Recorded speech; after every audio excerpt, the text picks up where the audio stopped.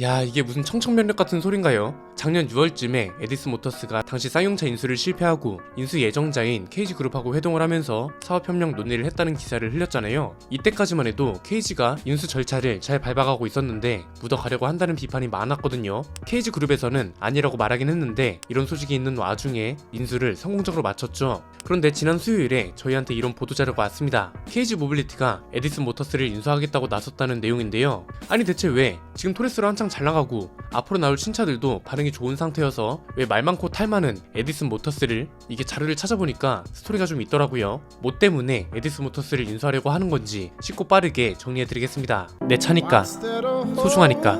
그런데 이 많은 걸 대체 어디서? 세차용품 넘버원 N09 KG 모빌리티가 에디슨 모터스 조건부 투자 계약을 위한 우선 협상 대상자에 선정됐다고 합니다. 이게 무슨 말이냐면 지난해 쌍용차 인수전 때랑 똑같다고 보시면 됩니다. 우선 협상 대상자라는 건 말 그대로 협상에서 가장 우선순위다 이거잖아요. KG 모빌리티를 일단 우선순위로 두고 여기보다 더 좋은 조건을 가진 기업이 나타나면 에디슨 모터스가 더 좋은 조건을 고르면 되는 건데, 쌍용차 인수 절차도 보셨겠지만 더 좋은 기업이 나타나기는 힘듭니다. 아마 다들 걱정이 되실 겁니다. 에디슨 모터스는 어떤 회사인가요? 요즘도 난리인 주가 조작으로 한탕 제대로 해먹었던 회사죠. 이것 때문에 유퀴즈까지 나왔던 강영권 회장은 구속됐고, 이 주가 조작을 위해 자금을 조달한 5명도 구속됐고, 강영권 회장은 최근에 보석 신청을 했다고 하더라고요. 보석이 뭐냐면 구속영장으로 구속이 된 피의자나 피고인이 있잖아요. 이 사람들이 나는 도망가거나 증거인멸을 할 일도 없어, 못 맺겠다고 보증금으로 증명할게 이러면서 보증금을 납부하는 조건으로 석방이 되는 제도입니다. 대신 보석이 허가된 후에 도주하거나 공판에 불출석하면 다시 보석 허가가 취소되고 구속되는 걸 전제로 합니다. 일시적인 석방 제도라고 보시면 되는데, 법원은 강영권 회장이 보석 신청을 기각했습니다.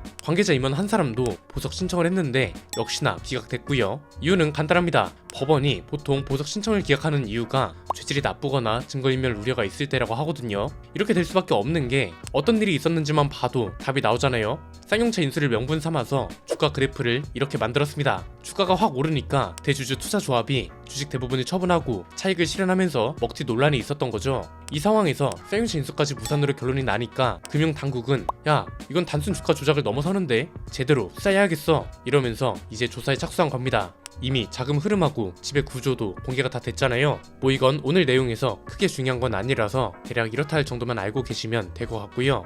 그렇다면 대체 왜 이런 회사를 KG 모빌리티가 인수를 하려 하느냐 이겁니다. 인수하려는 이유, 그리고 여기서 조심해야 하는 것들까지 크게 3가지로 정리할 수 있습니다. 첫 번째는 인수하려는 이유인데 이건 간단합니다. 사업적으로 이용하려고 하는 건데, 여기서 에디슨 모터스랑 보이는 가장 큰 차이는 이겁니다. 에디슨 모터스가 쌍용차를 인수하려고 했던 당시에 갑론을박이 굉장했고 결국 실패로 돌아간 이유는 뭔가요? 비전이 없었기 때문이죠. 더 정확하게 말하자면 비전은 있는데 실현 가능성이라던가 이걸 현실로 만들 수 있는 재료나 경영자의 지식, 철학 이런 게 모두 부족했습니다. 렉스턴 스포츠를 전기차로 만들어서 주행거리 1000km로 만들 수 있다고 하지를 않나. 예상도도 보면 리버인지 자동차인지 헷갈릴 정도였잖아요. 여러가지 조건과 환경 그리고 비전을 따졌을 때 이 회사는 전혀 실현 불가능한 얘기를 하고 있구나 이거였다고요. 그래서 이 당시에 회장님 인상이 좋아요, 굉장히 선한 마음으로 사업을 하시는군요 이런 생각을 가지거나 이런 댓글에 혹해서 투자한 사람들이 피해를 본 거죠. 이번에도 마찬가지입니다. 곽재선 회장님 인상이 좋아요, 저분은 거짓말을 안 하게 생겼네요. 물론 곽재선 회장이 인상이 좋은 건 맞죠. 그런데 이번에도 이런 식으로 판단을 하면 안 된다는 겁니다. 계획과 비전을 봐야죠. 보도 자료를 보니까 KG 모빌리티의 인수 계획과 비전은 에디슨 모터스와 다르게 뚜렷합니다.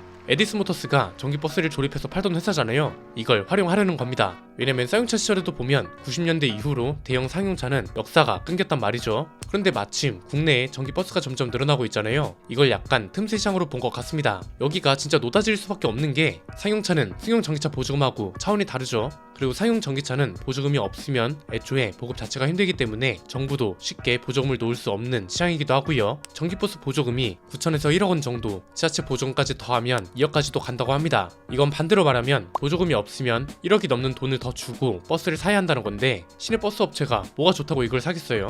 KG 모빌리티의 계획이 완전히 드러나진 않았지만 보도 자료에 있는 내용을 보고 추리해보자면 이렇습니다. 에디슨 모터스는 전기차 개발 회사가 아니라 생산 업체라고 보는 게 합당하죠. KG 모빌리티도 이걸 노린 겁니다. 생산을 한다는 거, 그리고 영업망을 보유하고 있다는 걸 중점적으로 본 것 같습니다. 이렇게 되면 좋은 게 KG 모빌리티는 지금 적자를 흑자로 바꿔야 하고 신차 개발에도 막대한 돈을 투입해야 합니다.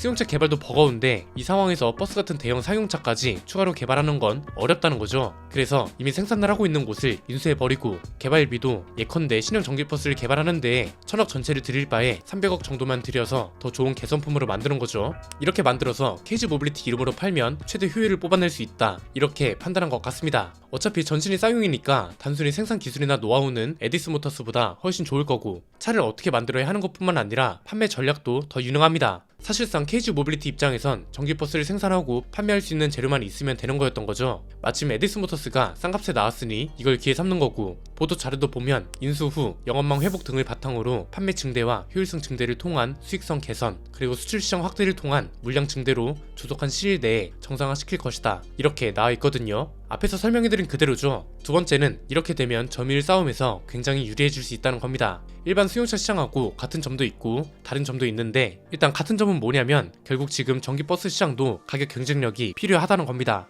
여기는 오히려 스펙보다 가격입니다. 대부분이 시내버스용으로 전기버스를 구매하고, 시내버스는 버스회사, 말 그대로 회사 단위로 구매를 하게 되잖아요.